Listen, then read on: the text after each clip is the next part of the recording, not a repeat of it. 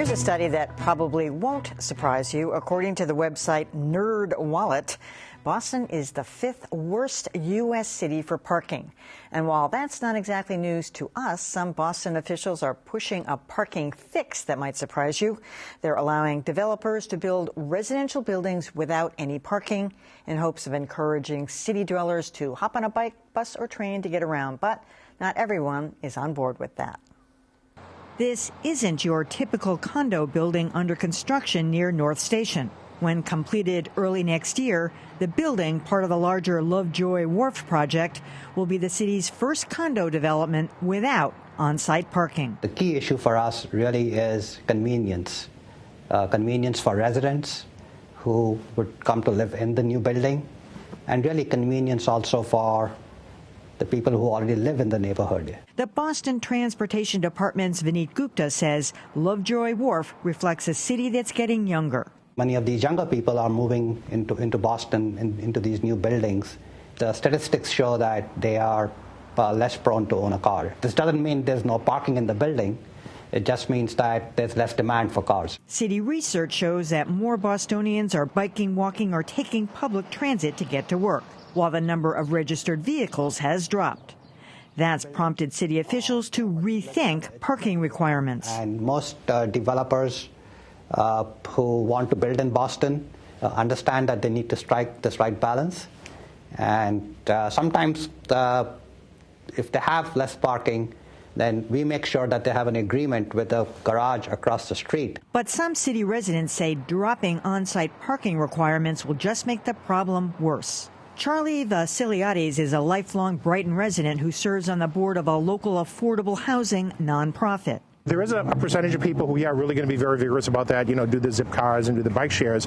But I think a lot of people who once they get married or have kids, or I think it's actually underestimating what people are going to need for parking. It was Alston that was supposed to house Boston's first parking-free apartment building, a 5-story structure planned for this parcel on North Beacon Street. But after opposition from residents, developers added 35 parking spaces. It's kind of sticking your head in the sand to say that cars are bad, put them away. I'm not a person who likes driving. I'd rather be in a bus or a train, but there are times you can't.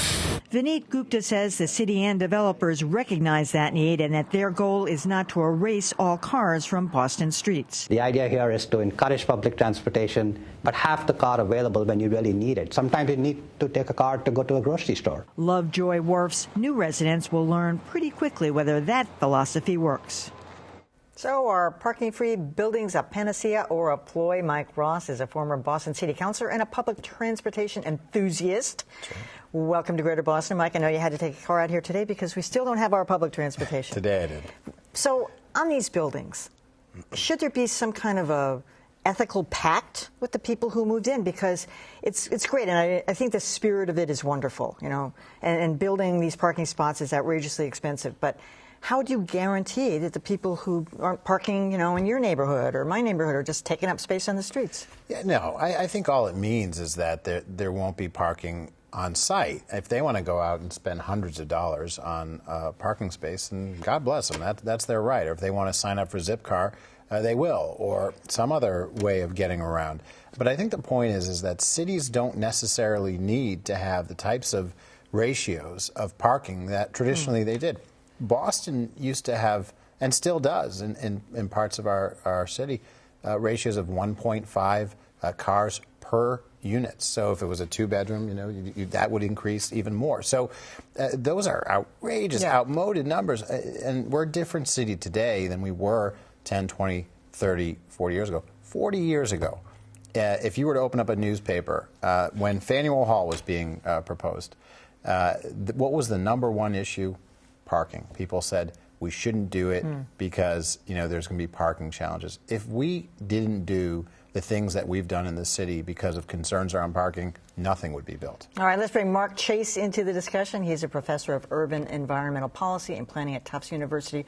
Well, Mark, one of the issues has been that the further away some of these new constructions get from, the real hub, like even out here where the Brighton Landing is, unless you have the infrastructure for the, public transportation, it's not going to work. And our public transportation is old and in need of upgrading. I mean, So how much more can this really sustain?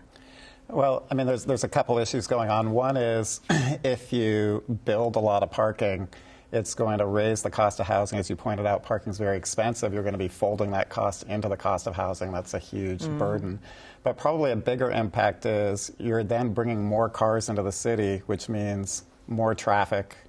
And it's all really fundamentally caused by on-street parking being incredibly cheap. In my opinion, to be able to get a permit in any neighborhood in Boston for free is crazy. I agree. I mean, some neighborhoods probably should be free, but on Beacon Hill or the Back Bay, where someone will go out and pay $400 or $500 for a parking space, to be able to park their car on the street a month, yeah, $400 or $500 for a parking space per month, and then they can get a permit from the city, which is essentially a license to hunt.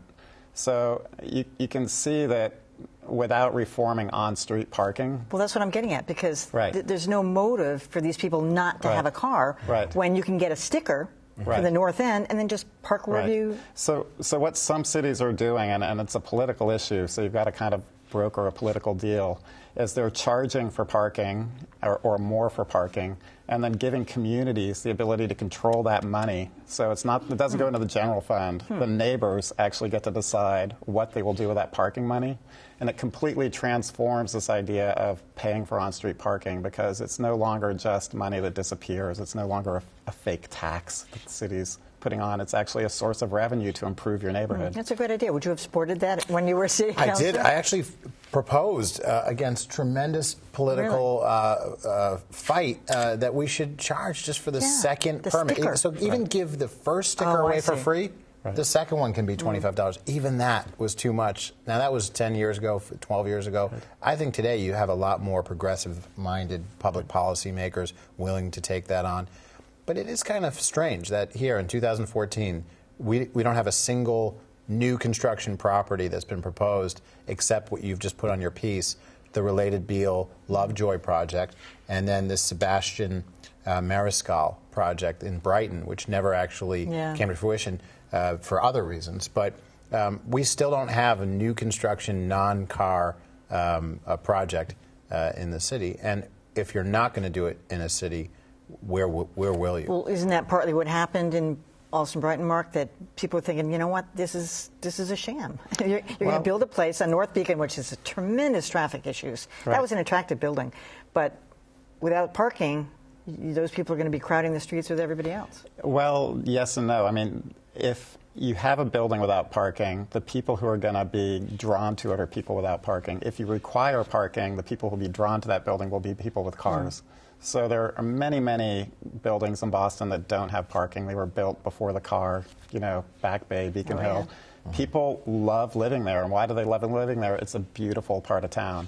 And so I think the focus should be on solving the on-street problem so that we can get away from this famine mentality.